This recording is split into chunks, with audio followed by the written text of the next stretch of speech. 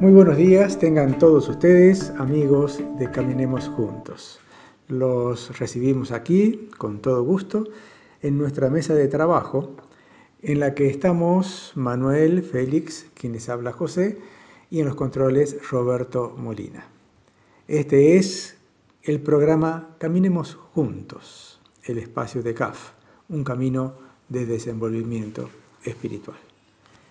Y ya que estamos con el desenvolvimiento espiritual, hoy tenemos un tema que es muy común a todos los seres humanos, o a todos los seres vivos, diría yo también, que es la muerte.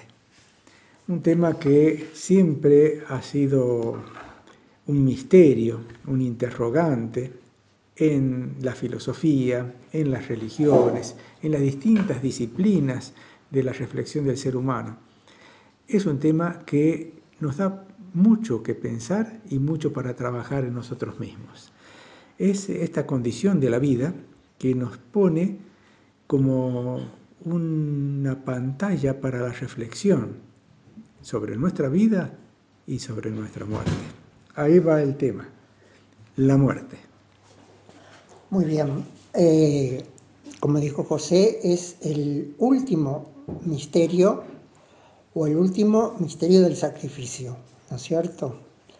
Y voy a empezar citando unas palabras que me parecieron muy oportunas de Ángel Ganivet, 1865-1898, ensayista y narrador español, que nos dice: la muerte, siendo un hecho universal, es a la vez tan personal que de ella puede decirse que es el momento en que espiritualmente se condensa la vida humana. Y yo, por mi parte, empiezo diciendo: a nadie le gusta la vejez, pero tampoco nadie quiere morir joven. Sí. Para reflexionarlo, ¿no? Y aquí va otro. La muerte se presenta de blanco ante un grupo de amigos y le dice que viene de blanco para no asustar a nadie, pero tiene que llevarse hoy a 30 en la playa. Y al llegar la tarde se presenta de nuevo al grupo y estos le preguntan: dijiste que vas a llevarte a 30 y se fueron 300. Y la muerte le dijo: sí, me llevé 30, los demás se murieron del susto. Sí. Entonces yo dejo aquí un planteo. ¿Qué relación tienes tú o tiene usted con la muerte? ¡Tatán, tatán! Sí. Yo diría también que la muerte, para darle un contexto muy general, está presente en todos los momentos de la vida. Es decir, cuando uno envejece, cuando se está acercando quizás a la parte que uno ya decae físicamente o mentalmente, bueno, quizás uno está más cerca de la muerte porque hay una expectativa de vida que más o menos la conocemos, pero en cualquier momento de la vida está presente. No solamente hay que pensar en que uno decae físicamente o decae la belleza del cuerpo, la fortaleza del cuerpo, para que uno tenga que pensar en la muerte. Justamente hace poquitos días he leído una noticia de también unos jóvenes argentinos, que uno de ellos, en una circunstancia muy delicada, brutal diría yo, perdió la vida en México. Y tenía 23 años, toda la vida por delante, toda la fuerza por delante, y sin embargo se corta de inmediato. Entonces la muerte está acá cerca, presente, está en cualquier momento.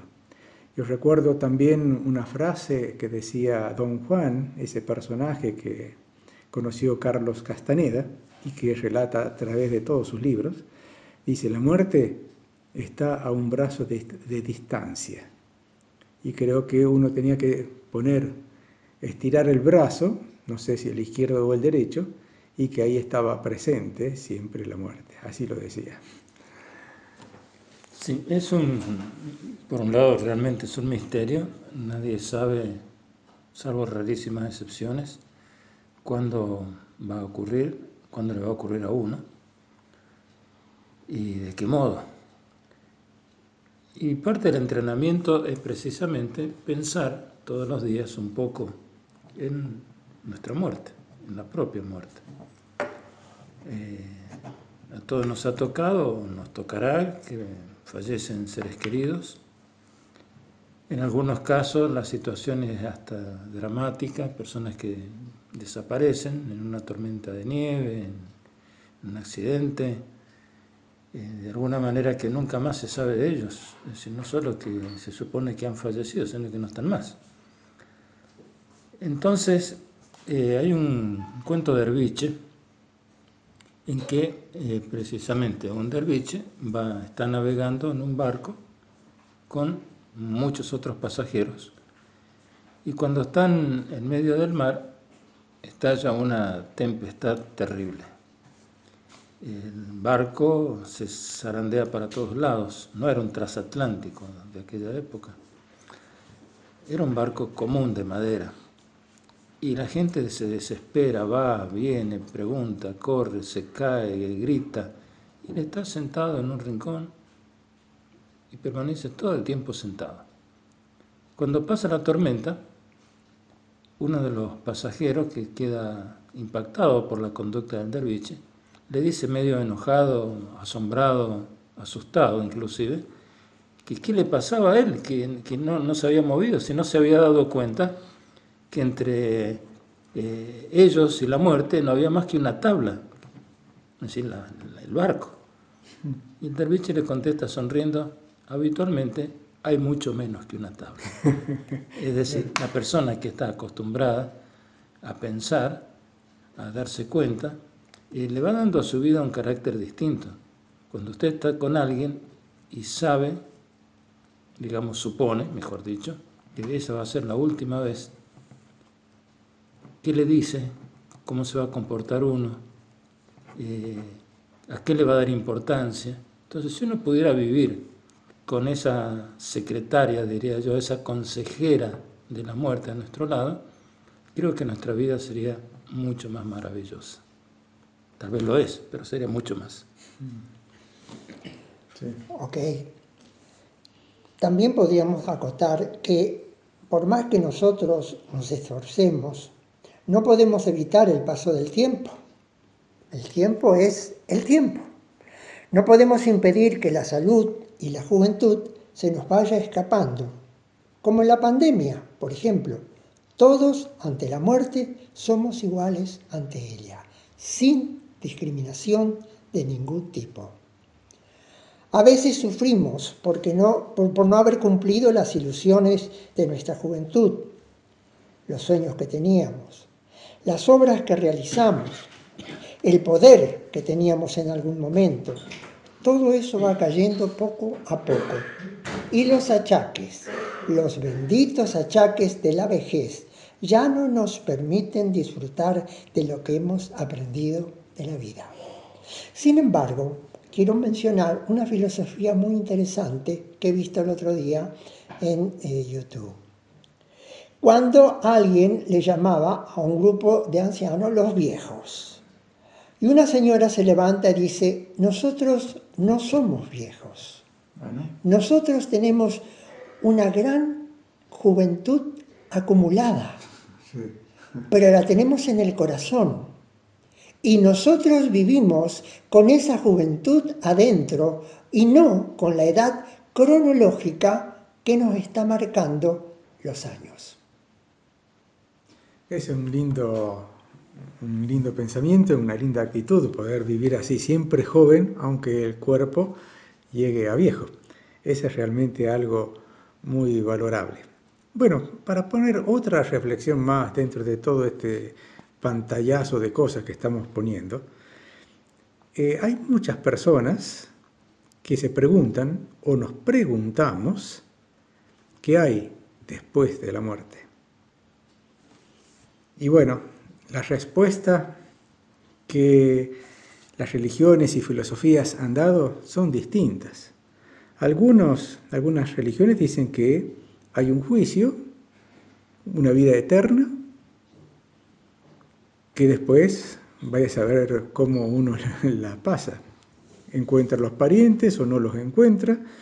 Otros consideran que hay un plano donde uno va, el alma va, y que hay después una reencarnación, donde el alma vuelve a un cuerpo mucho más adelante, años después, y vuelve a vivir una vida para seguir su experiencia, su crecimiento espiritual. Y hay también quienes piensan, creen o sienten que no hay nada, que se muere y se acabó todo. Desaparece completamente. Ante estas posibilidades, yo creo que por ahí el alma, los seres humanos, tratamos de afirmarnos a una que nos dé cierta seguridad o cierta satisfacción o cierta esperanza para después. Pero yo creo que uno, como no sabe qué es realmente lo que pasa, hasta que, no sé si la ciencia en algún momento podrá demostrarlo, mientras tanto tenemos que tener una actitud de que no lo sabemos. Podemos tener una creencia, si nos sirve como apoyo, como punto de sostén, sirve, pero no podemos, creo, afirmar, asegurar con total verdad algo que realmente no conocemos. Si no, no habría tantas creencias dispares entre sí. Yo creo que tener la muerte presente en cada momento de la vida es decir, bueno, puede acabar en este momento o en este día o mañana puede acabar mi vida, pero hay que hacer lo mejor posible, lo que tengamos, la fuerza que tengamos en el hoy, en el ahora. No abandonarse diciendo, bueno, me voy a morir, no importa lo que haga, sino al contrario, poner el esfuerzo para que la ofrenda que uno puede dar a la humanidad, la contribución, el granito de arena que uno puede sumar al crecimiento humano, lo hagamos en cada momento. Sí, están testimonios de grandes personajes y también de personas que consideraríamos comunes y corrientes, que mueren jóvenes, pero cuando uno ve o escucha o estudia cómo vivían apurados, sabían que tenían poco tiempo, es decir, intuían que tenían poco tiempo y tenían que realizar, tenían que hacer esa misión que ellos habían asumido antes de irse, y por eso estaban apurados. Bueno, hay una frase que por allí nos sirve de apoyo, de ayuda, que es el tener el sentido de urgencia, que no es estar estresado, no es correr por correr, no es morirse de susto, de nervios para hacer esto y lo otro, sino todo lo contrario, darse cuenta qué es lo importante, qué es lo prioritario en nuestra vida, qué es lo principal, poner allí todas las fuerzas y dentro de lo posible, dentro de nuestro alcance, dentro de nuestras posibilidades reales, ir realizándolo, porque uno nunca sabe. Nosotros, cualquiera, digamos, todos conocemos a alguien que se acostó una noche y al día siguiente ya no estaba. Había dejado su cuerpo vacío. Él no estaba más. Entonces, no hay garantía, no hay pronósticos. Entonces, quizás eso nos enseña también a vivir, como bien creo que se decía recién, vivir en el no saber.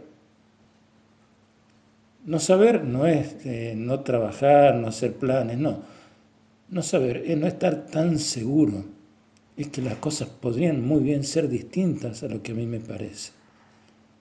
Y abrir nuestra mente y nuestro corazón a una realidad mayor. ¿Cuántas cosas nos enseña esta aliada de la muerte? Así es, y ahí está. Bueno, hay muchas personas que se relacionan de manera muy distinta con la muerte. Por ejemplo, he conocido hogares donde estaba prohibido mencionar la palabra muerte. Sí. No se podía mencionar. Eso era ley para toda la familia. Bueno, una forma de ver. Otros prefieren morirse a ver a envejecer. Y algunos llegan a suicidarse simplemente porque no quieren verse viejos. Bueno, hay muchas actitudes. Hay otros que prefieren gastar en cirugía estética, ¿no es cierto?, en vez de curar los males que lo aquejan o que le acortan la vida. Y de la vida real voy a citar algo por experiencia propia. Una señora que vende la línea de cosméticos Avon desde hace unos 30 y tantos años, nos decía, aún en medio de la crisis, y estoy hablando de Villa Incor, no del centro, la gente prefiere privarse muchas veces de alimentos a privarse de la crema que le rejuvenece el cutis. Bueno, tienes razón, ¿no? Es decir, es una manera de pensar que de esa manera alejan la muerte, aunque no tengan nada que ver, ¿no? Sí, o es la imagen que uno tiene de sí mismo y que quiere preservar la juventud, la belleza, la frescura de la juventud, y cuando en algún momento se acaba y no puede sostenerlo más. Hay otra reflexión también que me gustaría hacer, y es que la muerte nos pone en un plano de nulidad, digamos así, de la importancia personal. De la importancia personal. Si uno piensa en la eternidad, los años que tiene el universo y los que va a tener, la inmensidad, la dimensión, la grandeza, la infinitud que tiene el universo y la pequeñez, casi insignificancia que tiene nuestra vida sobre la tierra, no tiene parangón. Y ante la muerte es como si nosotros fuéramos apenas una chispita de, ¿cuánto? 70, 80, 90 años, aunque algunos lleguen a 100 años y después se apagan. Es como si uno tuviera que hacer una evaluación de lo que es su vida, la importancia de su vida ante la eternidad y la infinitud del universo, se da cuenta que no es nada. Además de eso, cuando uno desaparece, los que lo recuerdan son algunos familiares, amigos, conocidos, vecinos. Algunos lo recordarán unos años y nada más. Después entramos en la oscuridad del tiempo y también acaba ahí nuestra importancia personal. Nadie más nos va a recordar. Entonces, con esa pantalla, con ese escenario, yo pienso que uno tiene que hacer todo lo posible, la capacidad que tiene para realizar las cosas, pero sabiendo que es una nada. Sí, eso que se dijo recién me hizo reflexionar, porque hay personas jóvenes, personas ancianas, hay personas ricas, hay personas pobres, y a todos nos toca de una manera o de otra el tema del envejecimiento, de la enfermedad, del desgaste y del miedo a la muerte. Así que es muy difícil poder tener una respuesta, saber realmente. Me parece que una de las cosas que demuestra esa búsqueda de hacer que la imagen de uno permanezca de alguna manera es que uno pone el acento en lo que alguna vez leímos en algún libro, en el 0,0001 de la realidad. Porque nosotros somos mucho más que un cuerpo. El ser humano, el mundo, todo, la parte material es la parte mínima. Los mismos científicos, cuando nos hablan de energía, cuando nos hablan de cómo están hechas las cosas, entramos en otro mundo. ¿Y por qué le ponemos tanto acento? Es porque lo vemos todos los días. Es por aquello que llamamos realidad cotidiana, en que es lo que nos afecta directamente. Pero hay una realidad que también es cotidiana, pero que es invisible. Invisible para nuestros ojos porque todavía no aprendemos a ver. ¿Qué trascendencia tiene un pensamiento? ¿Qué trascendencia tiene un afecto, un pensamiento amoroso, una oración? Y ahí no tiene nada que ver si uno es lindo, es feo, está joven, está viejo, está enfermo, se está muriendo. Está orando por los demás. Entonces, somos energía también, yo diría principalmente, y quizás es otra de las grandes lecciones que nos enseña la muerte. No quedar reducidos al 0,1001 de la realidad. Sí. ¿Pasamos a la música o hay algo más? ¿La música para terminar o vamos a Bueno, continuar en la después? introducción. No, iba a invitar a escuchar un poco de música, pero no sé si hay alguna cosita más para incorporar en este Sí, tema. puedo incorporar. Y yo quería decir algo, que nuestra relación de distancia con la muerte está en relación inversa con nuestra edad. Como decía un poco Félix, cuando más jóvenes, más lejanos tenemos esa idea o esa imagen, si es que el joven alguna vez piensa en la muerte. Y para concluir, es bueno, y sobre todo a edad madura, pensar un poco en la muerte. Y sobre todo en mi muerte, no la muerte de otro. Pero no en la de otros, sino en la mía, y familiarizarnos con esta idea. Como decía Castañeda, que ya lo mencionó José. Hay una hermosa imagen que quiero dejar para reflexionar. Nosotros somos como pequeños gusanitos luminosos sobre la tierra, que cuando nos morimos es como entrar en nuestra crisálida, para despertar luego convertidos en mariposas de radiantes colores de luz. Bueno, vamos entonces a la música, disfrutemos de la música y volvemos acá a seguir caminando juntos. Muchas gracias.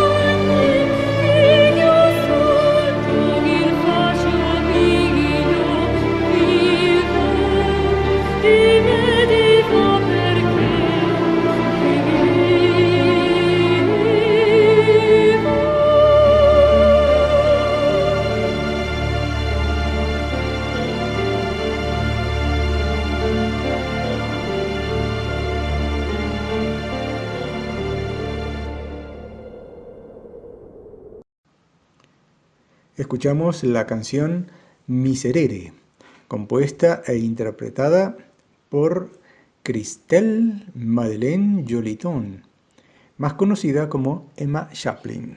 Es una soprano francesa, nacida en Sauvigny en 1974. Compositora que interpreta principalmente canciones del estilo denominado neoclassical, electropop y rock alternativo. El Miserere es un salmo de la Biblia que fue compuesto o se le atribuye al rey David, que fue para pedir perdón por sus pecados y que comienza con la palabra miserere, que en latín significa apiádate. Señor, apiádate de mí. Por la cantante y compositora Emma Chaplin, Miserere. Estás escuchando En la Mejor Onda, nuestro programa Caminemos Juntos, en Flash FM 107.7 de Santa Rosa de Calamuchita, Córdoba, Argentina. Caminemos Juntos es una invitación de CAF, un camino de desenvolvimiento espiritual. Podés sintonizarnos directamente todos los domingos de 9 a 10:30 de la mañana o a través de internet poniendo en la barra de direcciones Flash Caminemos Juntos, haciendo un clic donde dice en vivo. O bien en YouTube, donde están puestos todos los programas, poniendo CAF Caminemos Juntos y haciendo un clic en la solapa de videos. El sitio de CAF en la web es www.caf.org. CAF se escribe todo con minúscula CAFH.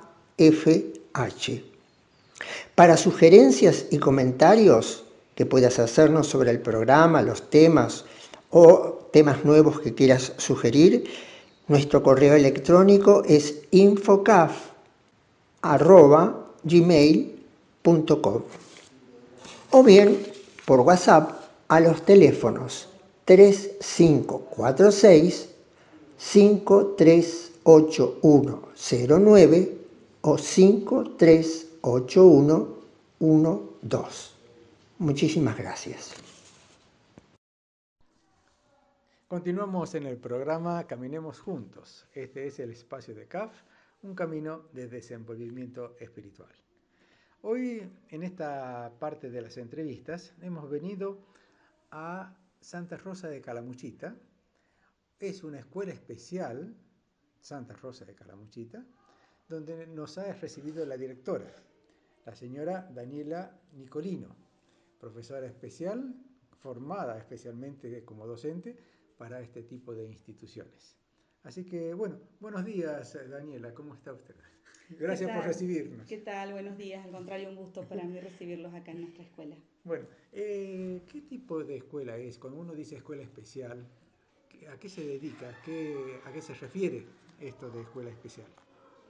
Bien, bueno, la escuela especial es una escuela pública, depende del gobierno de la provincia de Córdoba y desde la Ley Nacional de Educación forma parte de una de las modalidades del sistema educativo obligatorio. Sí. Con esto, ¿qué quiero decir? Que nosotros trabajamos con estudiantes con discapacidad en los 3 niveles, inicial, primario y secundario. De manera diferente en cada nivel. En el nivel inicial los acompañamos en los jardines y nivel inicial y primario y secundario vamos abordando distintas modalidades de trabajo.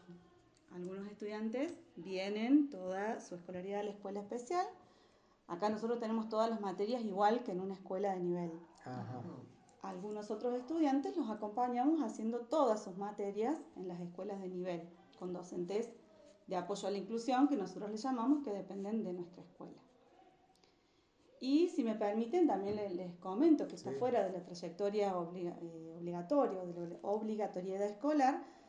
También estamos trabajando con las infancias de 0 a 3 años en programas comunitarios que propicien el juego libre, la formación de vínculos, tratando un poco de retirar estas edades tan tempranas de la pantalla. Claro. Muy bien. Una preguntita quería hacerle antes de entrar en la parte técnica. ¿Usted por qué elige una carrera así para dedicarse a asistir a chicos con discapacidad? Me han hecho esta pregunta varias veces y Ajá. no siempre encuentro la No hay una respuesta respuesta. o un porqué. Justamente hoy con mis compañeras al inicio de la clase, hablando un poco de los oficios y de las profesiones, le preguntábamos a los chicos qué querían ser Ajá. cuando fueran grandes. Sí. Esta pregunta casi obligada para gente más de nuestra generación, ahora no se usa tanto. Y preguntaba también a los docentes a qué jugaban cuando eran chicas o qué querían ser cuando eran chicas. Y la mayoría dijo docente. Ajá. Y yo encuentro ahí también un poco el por qué decidí estudiar. Yo siempre he tenido mi escuela de niña, mis muñecos eran mis alumnos. Entonces es algo que mucho no se explica el por qué. Sí, sí. Y creo que tiene que ver también con toda una trayectoria que nos va marcando ¿Había desde docentes chicos en también. su familia? Sí, mi mamá Ah. es docente. Mi mamá es docente, de nivel secundario, pero Sí. bueno, docente al fin. Y después creo que cuando uno llega a una edad en donde tiene que decidir un poco qué estudiar o qué hacer cuando termine el secundario, empezando a investigar un poco en las ofertas de la Universidad de Río Cuarto, que es donde yo me formé, encuentro la carrera del profesorado en educación especial y empiezo un poco a interiorizarme a ver Claro. de qué se trata y me resultó una propuesta atractiva. Me imaginé en ese momento trabajando como maestra especial y es algo de lo que no me he arrepentido jamás, jamás, jamás. Lindo. Tengo casi 30 años desde que empecé la carrera Claro. y la verdad nunca me he arrepentido, o sea, siento que esto es lo mío, no Sí. sé por qué, pero esto es lo mío. Sí. Debe haber visto muchos casos de alumnos especiales, ¿no? Sí, he trabajado en las 3 escuelas que hay en el Valle de Calamuchita, muchos años en la escuela de Embalse, bueno, algunos acá, estos últimos en Santa Rosa, y mis inicios fueron en el Centro de Atención Especial Renacer, que está en Villa General Belgrano, Sí, que tengo Renacer. también unos recuerdos hermosos. Así que la verdad he tenido muchísimos alumnos que me encuentran por la calle y me saludan, y uno mira así hacia atrás en la distancia y dice cuántos sentimientos, cuántos momentos de encuentro, cuánta gente linda he conocido a lo largo de Claro. esta trayectoria y de distintos lugares, porque Claro, seguro. desde Embalse, De todos lados. y bueno, y al ser solamente 3 escuelas, Renacer es también un centro de día, pero ahora está también la escuela en Belgrano. También recibimos chicos de otras localidades. Aquí vienen Sí. chicos de Yacanto, de Abancay, de Embalse mismo, de Villa del Dique, de Rumipal. Entonces uno va conociendo un poco todos estos lugares Sí. a través de ellos. Pero no tienen internación, es decir, son simplemente asistencia diaria, eso es, ¿no? Claro, porque es una escuela. En realidad es una escuela. Nosotros estamos con los chicos 4 horas diarias y hay días de jornada extendidas, como tienen las escuelas de nivel. Y bueno, los chicos trabajan en sus tareas, tienen sus cuadernos, su carpeta, su computadora, Sus libros. libros y van trabajando sobre todo en la alfabetización, que a nosotros nos interesa mucho, que ellos puedan aprender a leer, que puedan aprender a escribir y a comunicarse de distintas maneras, porque a lo mejor no todos escriben como estamos acostumbrados, con una letra detrás de la otra, pero estamos buscando formas alternativas de comunicación escrita, como por ejemplo un pictograma o un dibujo, o formas alternativas a la comunicación oral, como puede ser un gesto. El chico que sale, que egresa de la escuela, ¿encuentra así su oficio, su laboral, su forma de desempeñarse en la vida? Integrarse en la sociedad. Sí, normalmente. ¿Cómo encuentra esa parte? Y esa es una parte que nos preocupa mucho como escuela, ¿no? El cómo acompañar esta transición a la vida adulta. Sí. Los chicos acá en la escuela egresan de nivel secundario entre los 18 y los 21 años, una vez que han completado los 6 años de escolaridad secundaria. Y es preocupación nuestra el qué sucede después. No nos interesa un joven que se quede en su casa sin Claro. salir desde lo social, sin tener una salida laboral. Entonces, bueno, vamos pensando distintas alternativas de acompañamiento en donde es fundamental el poder interactuar con las familias, el poder convocarlos, en poder mostrarles distintas alternativas, el CASE, que lo tenemos acá en Santa Rosa, o Renacer, o a través de las pasantías, pues los chicos en el secundario hacen acá pasantías en comercios locales, puedan tener a lo mejor alguna salida laboral más estable. Sí. Insertarse de esta manera al mundo adulto, ¿no? Claro. Yo supongo que ustedes, al tratar con chicos en estas condiciones, tratan también con la familia. Están mucho más allegadas que en una escuela común, supongo, ¿no? ¿Es así? Sí, sí, tal cual, tal cual. Nosotros la comunicación con la familia es fundamental hasta en lo más mínimo, no solamente porque viene, porque faltó, porque viene o porque alguna cuestión puntual que pueda pasar, sino permanentemente estamos comunicados con ellos, sobre todo porque las propuestas educativas muchas veces se construyen en conjunto. Tenemos una salida educativa, bueno, necesitamos de la autorización de los padres, necesitamos que los papás confíen en que nosotros vamos a poder acompañar a sus hijos en esta salida. Entonces la comunicación siempre, siempre es muy fluida y es muy necesaria. A partir de la pandemia eso se afianzó aún más, porque este modo de poder entrar a la casa de los chicos tan diariamente y que los chicos también entraran a nuestras casas, la mediación de la familia por ahí en el manejo de los artefactos, hizo que tuviéramos una relación muy fluida, la verdad, muy fluida. Qué bien. Sí. Yo iba a volver un poquito para atrás, porque usted dijo que una satisfacción era que los chicos la saludaran en la calle y bueno, estuvieran un gran afecto.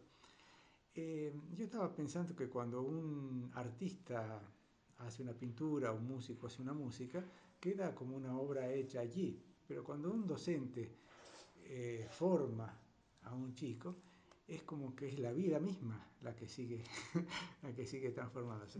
Es el testimonio. Es el testimonio de lo que ha quedado allí, ¿no? Y la expresión de ese afecto es como una confirmación de que todo anduvo bien.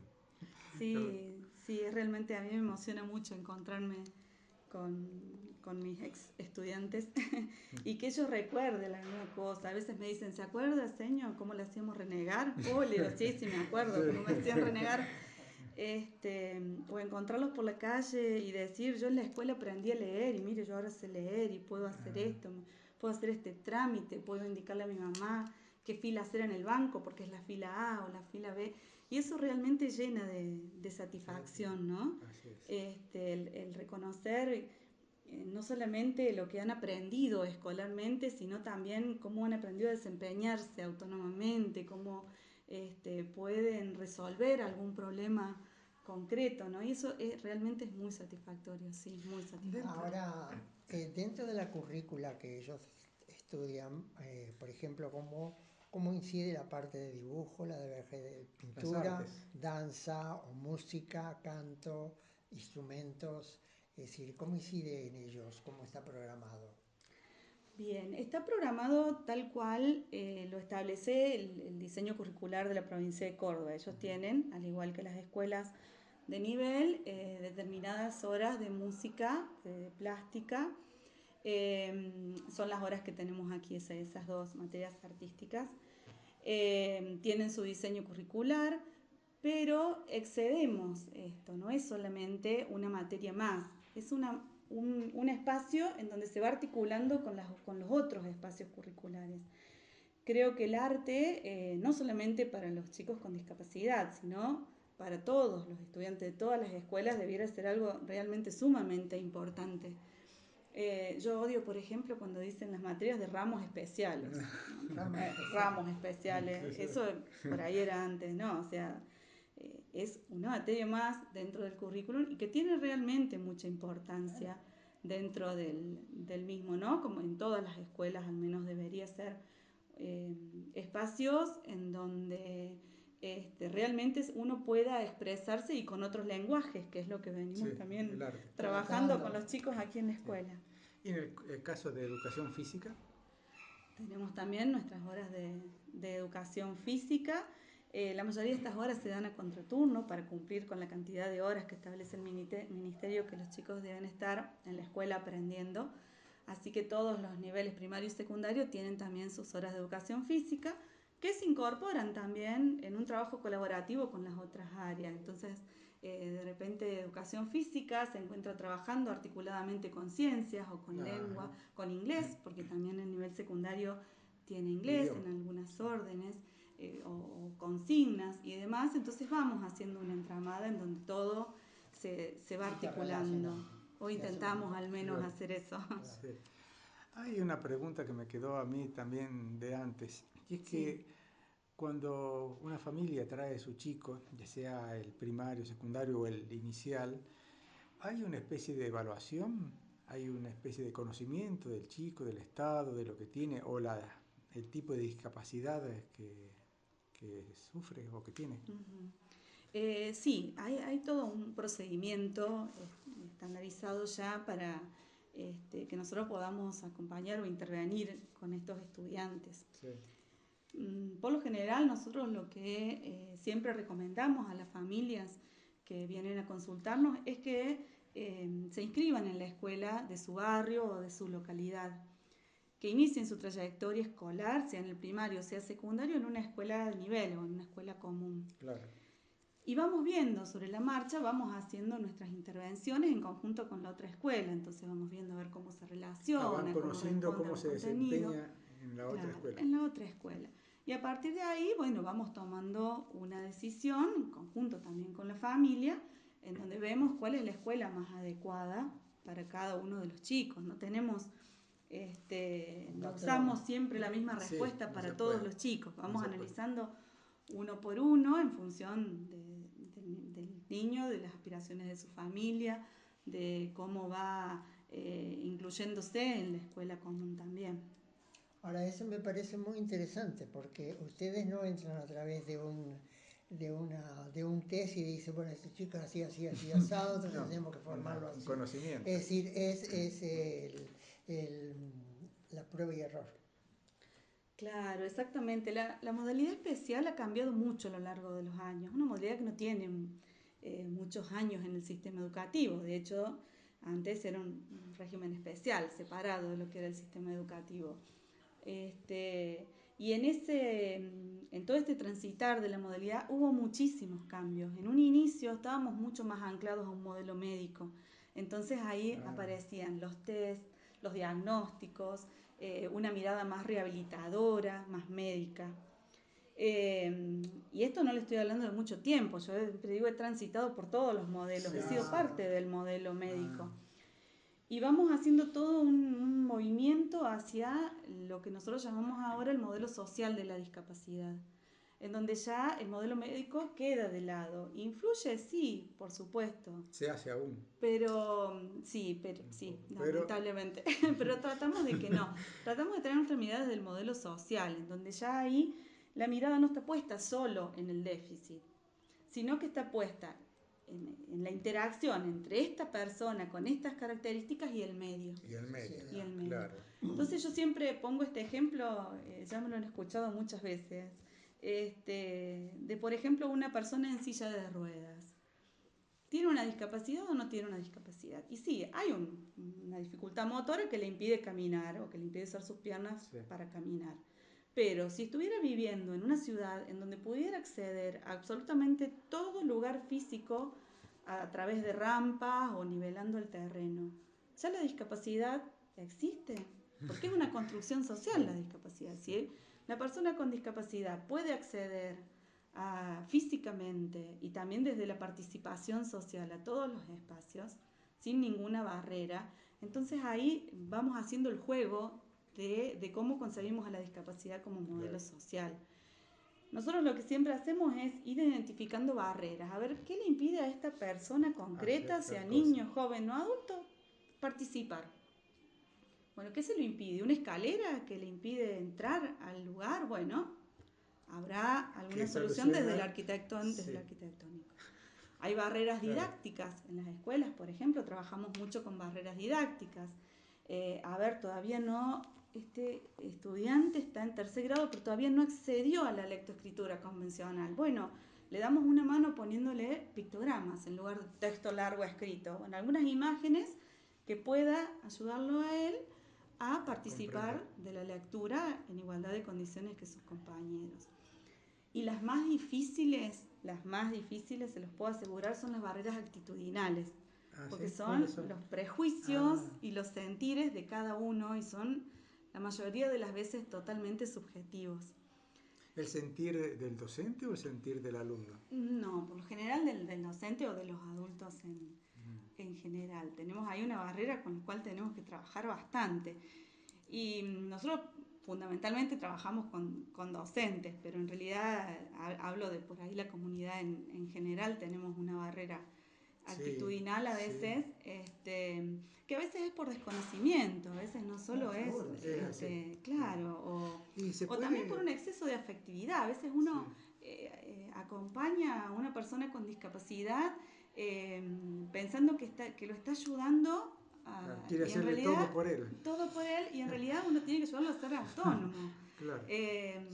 Entonces no identifico la barrera actitudinal con algo negativo. A veces es por demasiado prejuicios. Sí. Y en esa, trabajamos siempre, no solamente desde la normativa. Nosotros antes íbamos a la escuela y decimos, no, tienen que integrarse porque acá hay una ley que dice que todas las personas con discapacidad tienen derecho.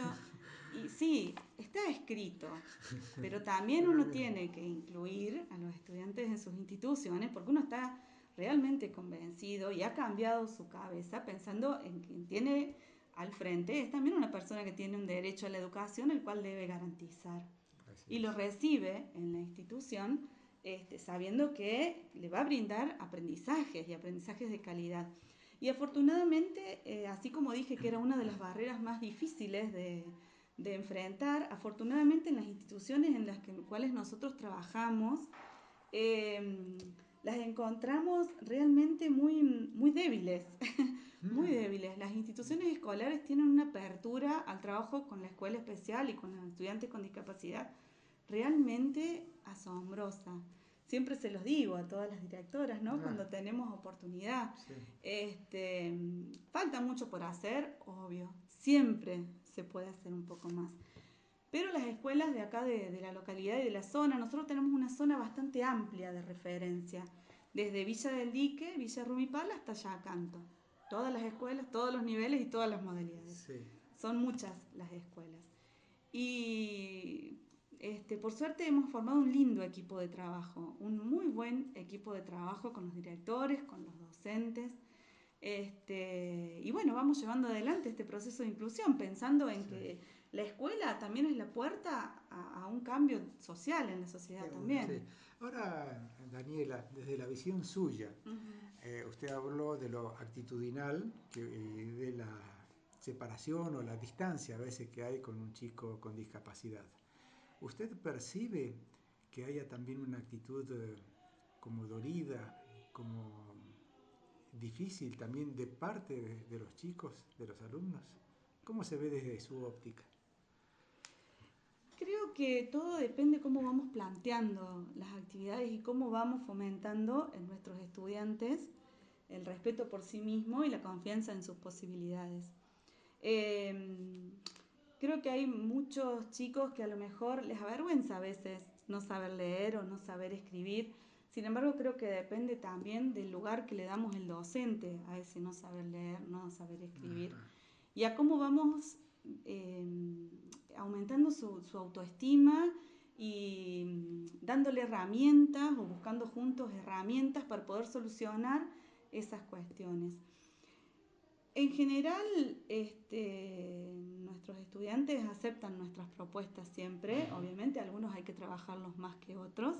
Esta cuestión de los espacios curriculares compartidos que les comentaba hace un rato, de que los chicos puedan ir de la escuela especial a hacer algunas materias en la escuela común, necesita un trabajo previo de fortalecer a nuestros estudiantes, de que se van a encontrar con un espacio más amplio, con más chicos que no conocen, con muchos profesores, con muchas reglas, que a lo mejor acá están un poco más light, porque bueno, somos pocos Sí. y tenemos un espacio pequeño, un espacio bastante más contenedor desde lo físico y desde lo afectivo. Entonces también nosotros vamos dando herramientas para que ellos, cuando se encuentren en una escuela más grande, puedan también responder a la Claro, altura de las así es, circunstancias muy y bien. que lo puedan disfrutar, porque Sí. lo importante es que lo puedan disfrutar.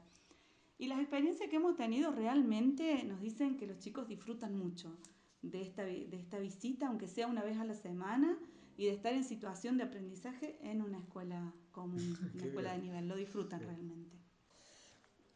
Lo que quería plantearle es que me da la impresión de que la sociedad de alguna manera está respondiendo mucho mejor a las necesidades de los que no tienen capacidades o los que tienen capacidades diferentes, ¿no es cierto? Por ejemplo, las veredas, el lugar para los ciegos, es decir, las bajadas en las esquinas, ¿no es cierto? Entonces, de alguna manera, es decir, la exigencia de rampas en los edificios oficiales e incluso el uso de pequeños ascensores para los que pueden tener Se va sillas de integrando de ruedas. a poco.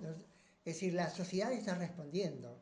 Pero además tengo la impresión de ver mucho más niños con discapacidades en la ciudad. Es decir, con los padres, o con otros chicos, o con los amigos, ¿no es cierto? Y no veo que la gente, es decir, se sienta extrañado, ¿no es cierto? Es como si comienza a haber una mayor aceptación.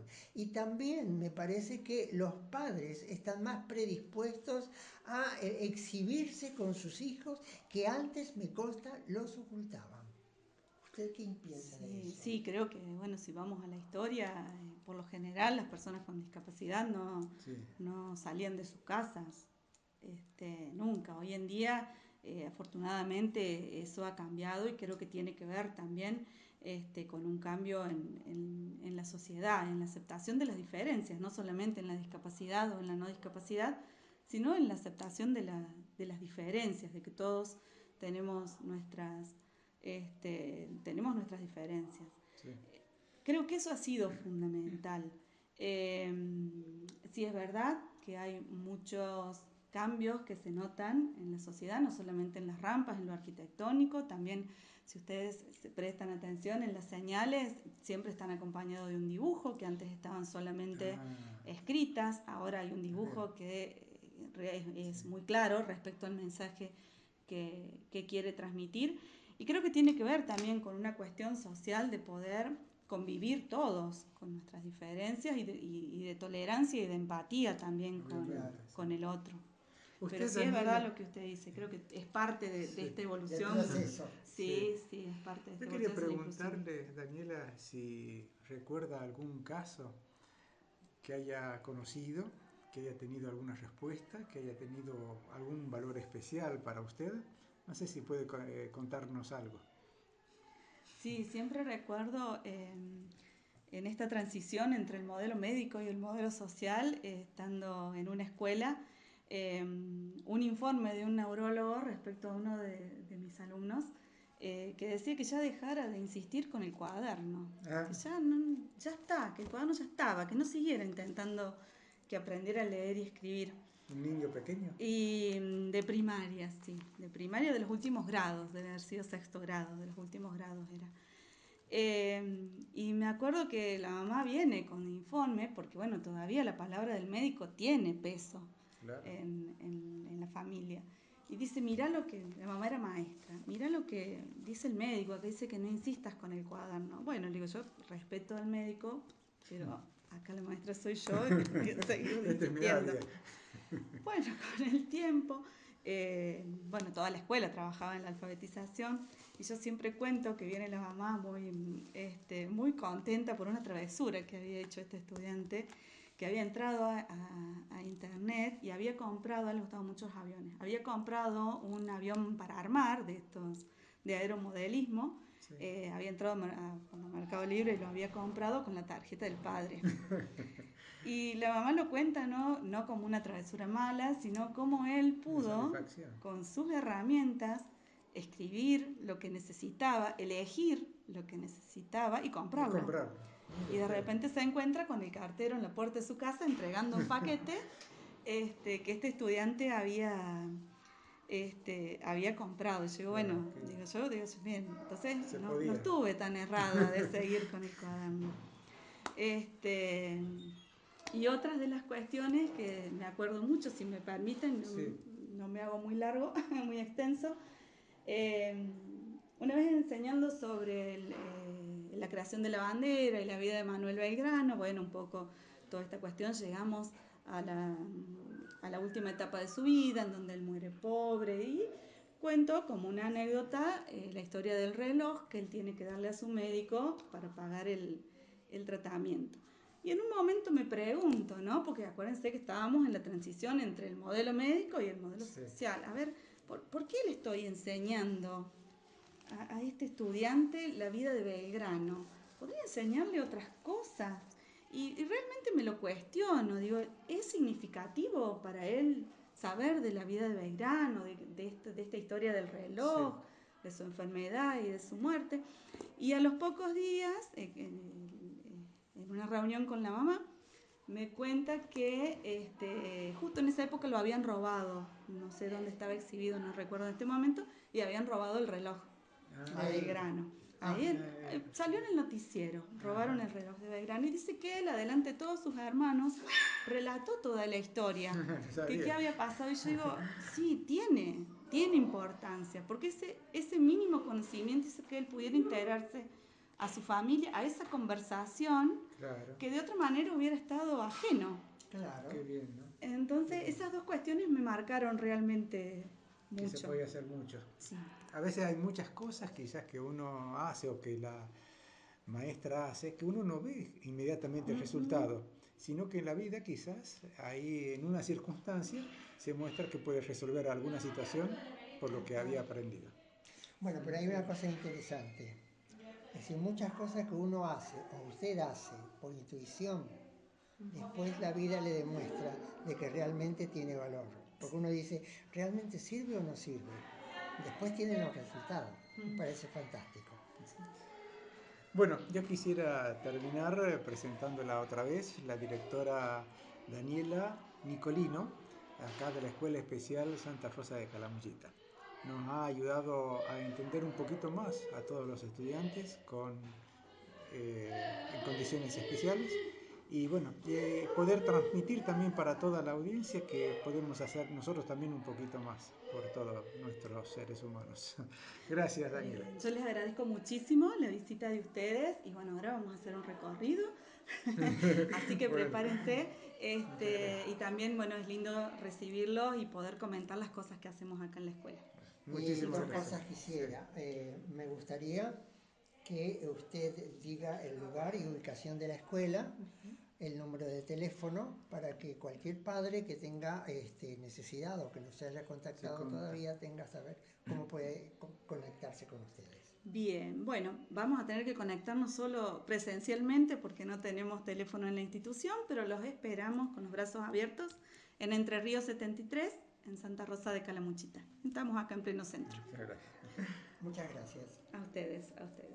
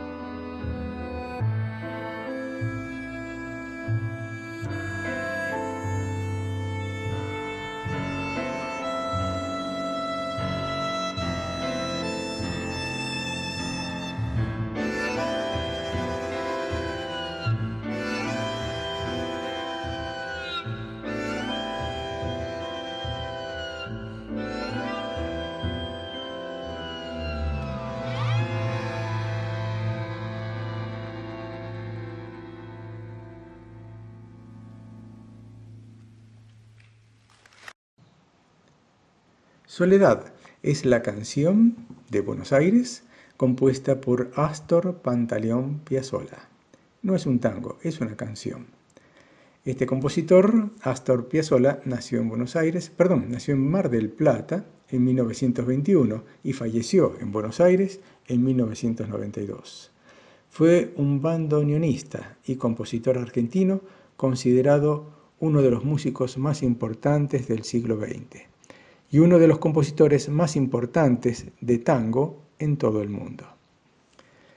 Esta canción, Soledad, fue interpretada por el quinteto Astor Piazzolla, formado por bandoneón, violín, piano, contrabajo, guitarra, y fue grabado en el Seoul Arts Center Concert Hall en vivo en mayo de 2019.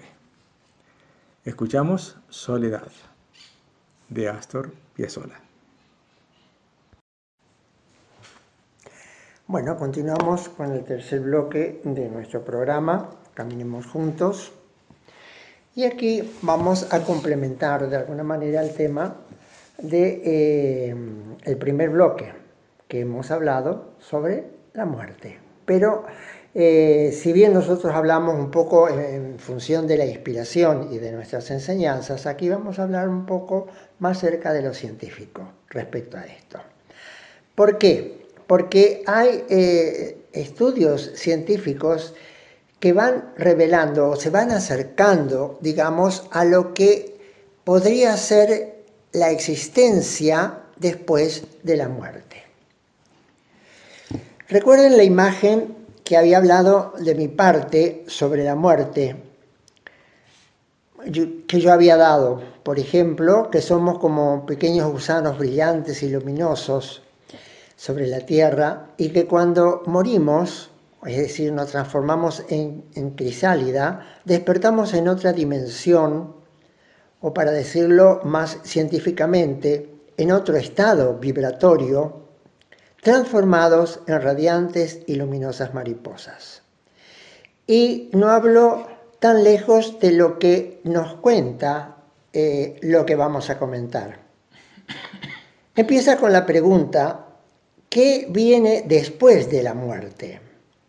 Sin embargo, estos estudios que han realizado varios científicos, y bastante recientemente, porque esto está basado un poco en un artículo del 2022, se están aproximando con sus teorías y estudios al final del misterio, o aparentemente.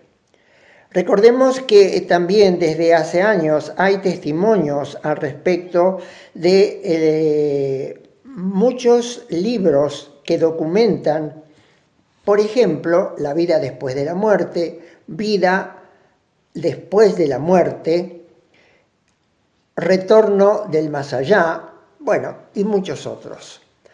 Estos dos aspectos a considerar es el de la respuesta que está más allá de las suposiciones y de los prejuicios, y se conoce poco lo que sucede naturalmente con el cuerpo después que o el corazón, mejor dicho, deja de funcionar. Porque hasta esto, digamos, todo lo referente al cuerpo lo conocemos.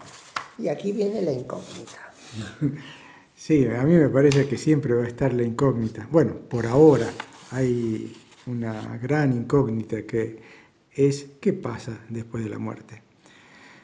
Algunos científicos han analizado, han estudiado, han desmenuzado los estados de la muerte cerebral, la muerte clínica, una muerte que queda vegetativo. Hay como distintas situaciones en que un organismo puede estar muerto.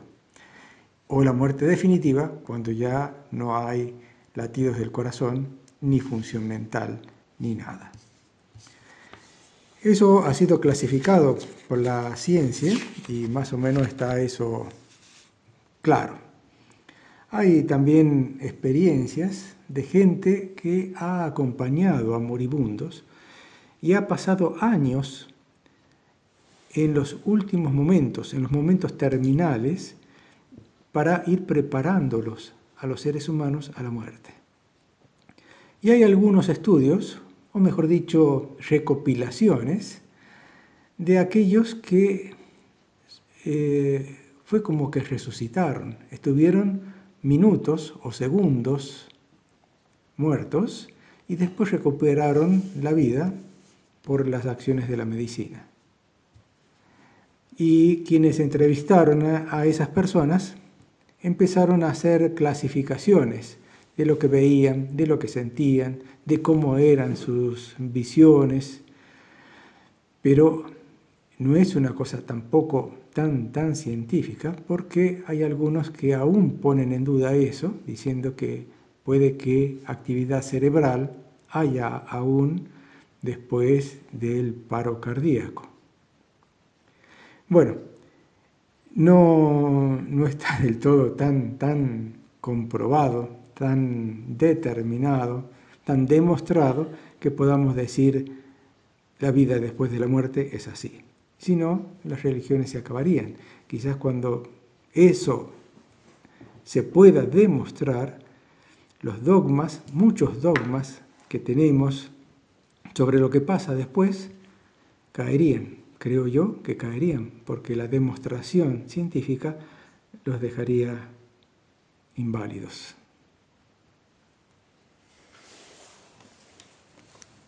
Este tema, yo recuerdo que una vez vimos una documental de una neuróloga que decía que la falta de oxígeno en el cerebro producía esa visión de túnel que han testificado algunas de las personas que han sido entrevistadas, que estuvieron unos minutos muertos.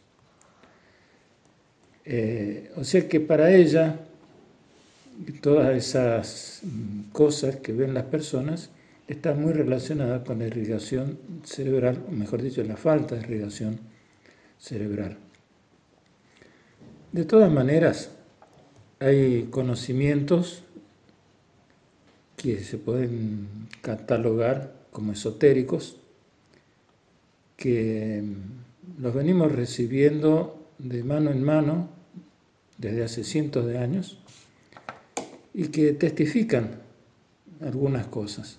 Y algunas cosas son similares a las que hoy nos están planteando los científicos. O sea que, ¿qué ocurre después de la muerte? No lo sé. No lo sabemos, diría yo, en plural. Suponemos muchas cosas. El ser humano necesita catalogar, necesita etiquetar, necesita juntar datos. Y así todo, siempre nos queda la gran duda. Porque una cosa es entrevistar a alguien que fue y volvió, digámoslo así, unos minutos, un tiempito. Y otra cosa es cuando cesó la vida. ¿Qué pasa allí realmente? ¿Qué puertas se abren? ¿Qué ocurre? ¿A dónde va el alma? En fin, podemos hacernos todos los cuestionamientos que se nos ocurran, y creo, a mí me parece, son todos válidos, con creencias y sin creencias. El ser humano de hoy busca la libertad. Yo creo que dentro de esa búsqueda de la libertad es muy loable todo este esfuerzo por comprender lo que hasta ahora ha sido para nosotros incomprensible. Pero por esa misma libertad, o me tomo de esa misma libertad para decir que no lo sabemos, y a mi modo de ver no hay manera de comprobarlo. Habíamos dicho nosotros que, digamos, la etapa de la muerte física, o cuando el corazón se para, prácticamente todo ese proceso, hasta la descomposición misma del cuerpo, está muy conocido. Incluso no voy a comentar el detalle, pero se han hecho fotografías, por ejemplo, de cuerpos al ser incinerados y qué es lo que pasa dentro de eso. Pero eso lo dejo en suspenso porque es para otra charla. Ahora, lo que hay muchos estudiosos en el terreno de aquello que está más allá del cuerpo. Es decir, eso es el interés en este momento de neurólogos, de médicos y de científicos que intentan indagar Y lo interesante es que la ciencia se propone investigar sobre el asunto. Yo he mencionado algunos libros que hablan sobre experiencias que testimonian de personas, pero no son estudios científicos, no están avalados, es decir, por una metodología científica. Y lo que ahora se pretende es justamente eso. Una de las teorías postuladas por la doctora Catherine Mannix, especialista en cuidados paliativos, y alguna vez, hace bastante tiempo, ya hemos hablado en 2 o 3 oportunidades de lo que son los cuidados paliativos, especialista en cuidados paliativos y el final de la vida, que nos dice: la muerte es un proceso igual que cuando uno nace. Fallecer es otra etapa más de la vida a atravesar, como las enfermedades y como las vicisitudes de la vida. Ella agrega que morir no es tan malo como lo pintan, porque en realidad nos dice: hemos perdido la sabiduría de ver a la muerte como algo natural. Ahí está la cosa. Y es hora de recuperar esa sabiduría. Se rompe el miedo a morir al ver que es una etapa más de la vida. Eso es lo que tenemos que aprender a comprender para relacionarnos de otra manera o más familiar con la muerte. Dejamos unos puntos suspensivos, vamos a escuchar un poquito de música y retornamos con este tema.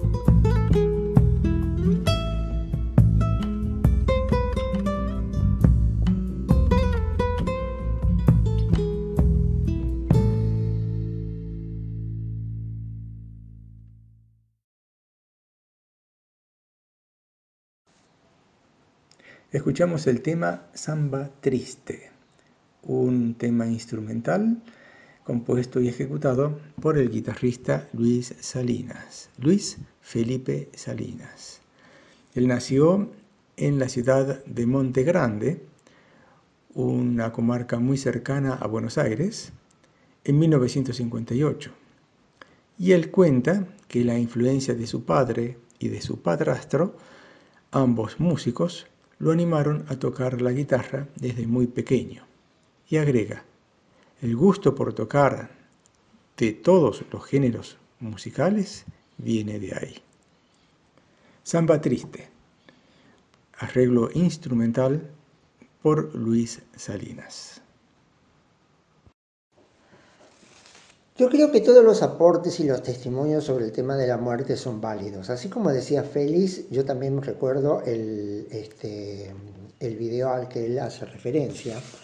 Pero tenemos aquí también el testimonio de un doctor, el doctor Thomas Fleischmann, que es médico con más de 35 años de estudio en su trayectoria como acompañantes de más de 2.000 moribundos.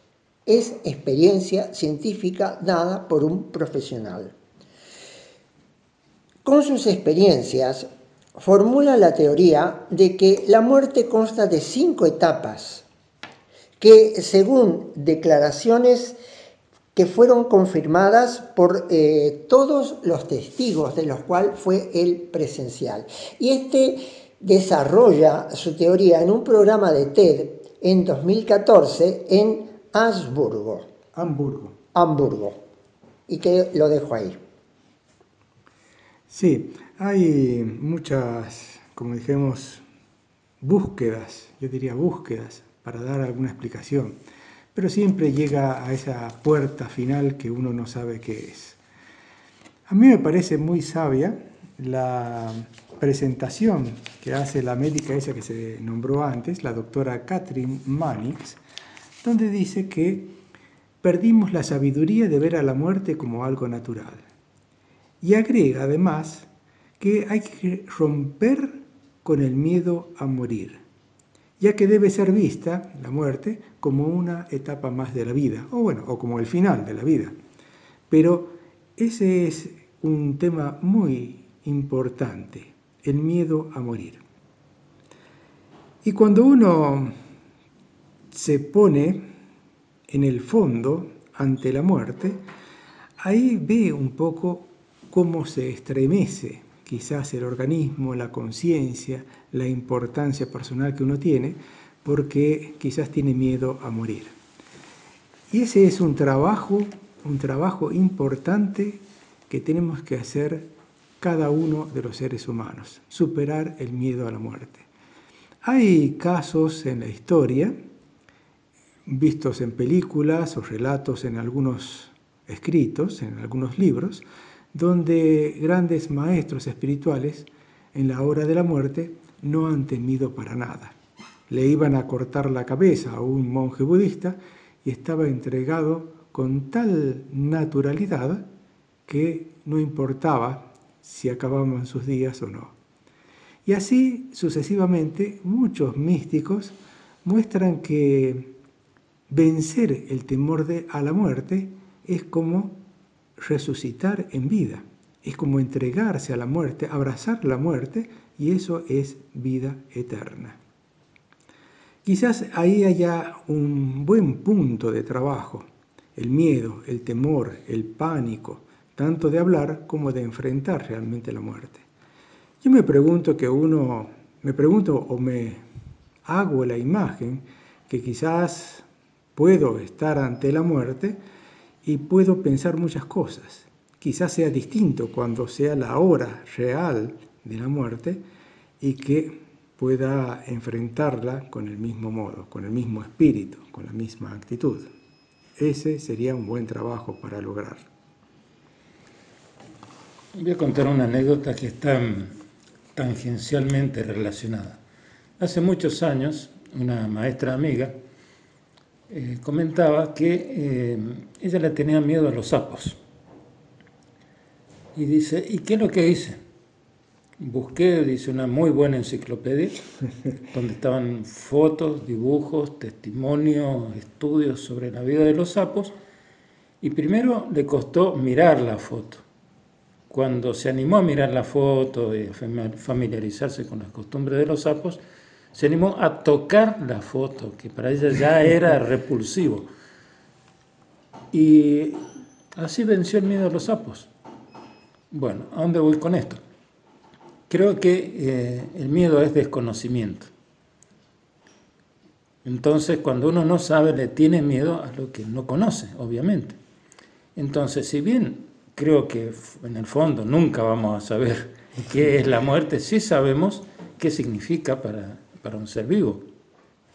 Entonces, familiarizarnos con la idea de la muerte en general y de nuestra propia muerte, de saber que todo en algún momento va a terminar, que es lógico que no hay hogar en todo el mundo que la muerte no haya visitado. Generalmente lo que uno espera es que primero fallezcan los ancianos y cuando ese chico sea adulto y llegue anciano también le tocará el turno. No siempre es así, todos sabemos que ocurren cosas, pero familiarizarse con la idea de que todo termina, agradecer cada día que uno amanece con vida y vivirlo del mejor modo posible, también es relacionarse con la muerte, con la propia muerte. La muerte nos ayuda a darle sentido a nuestra vida. Entonces, todos estos estudios científicos, con los cuales podemos o no estar de acuerdo, gustarnos o no gustarnos, o los testimonios que se han hecho alusión de otros libros, de otras personas, son todos válidos y todos nos ayudan precisamente a relacionarnos con la idea de la muerte. Es como ver la foto de la enciclopedia, animarnos después a tocar la foto. Y el día que nos llegue va a ser algo natural, como ocurre con la vida en el campo. Los niños en el campo ven que una vaca está pariendo y saben naturalmente que es el nacimiento de un mamífero. Y también cuando muere algún animal se dan cuenta qué significa. Entonces tienen mucho más cerca no solo la idea, sino la vivencia de qué significa para un organismo vivo la muerte. Entonces no es tan grave, no es tan difícil para ellos tomarlo como natural. Incluso gente de campo, anciana, que muere con una paz total, como bien se decía recién, yo diría como un maestro de la vida, porque han sabido vivir y saben morir. Se han relacionado siempre con la idea de la muerte como lo más natural. Entonces yo creo que estos trabajos nos ayudan a eso. No todos vivimos en el campo, no todos tenemos las mismas posibilidades, pero sí todos podemos ir relacionándonos con la idea de la muerte y, ¿por qué no?, llevarla a la meditación.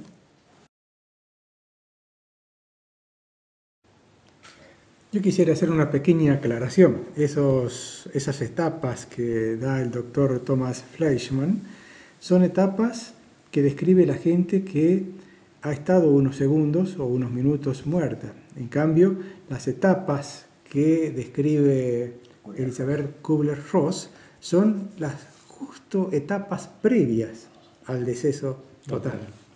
Para aceptar la muerte. Para aceptar la muerte. Es la preparación para aceptar la muerte. Y el señor Fleischmann, el doctor Fleischmann, hace un estudio de las impresiones que tuvieron esas personas que pudieron volver. Bueno, se nos está yendo ya hasta los últimos segundos. Así que yo diría que nos despedimos sí, claro, de los oyentes. Hay mucho para pensar y bueno, esperamos recibir su retroalimentación, sus consultas y, ¿por qué no?, sus ideas. Y claro, así es. Bueno, los esperamos, amigos, el próximo domingo, aquí en Radio Flash, a partir de las 9 horas. Así caminamos juntos. Muchas gracias. Reflexionemos en una nueva relación con la muerte. Muy bien. Con sentido positivo y alegre. Adiós, muchas gracias.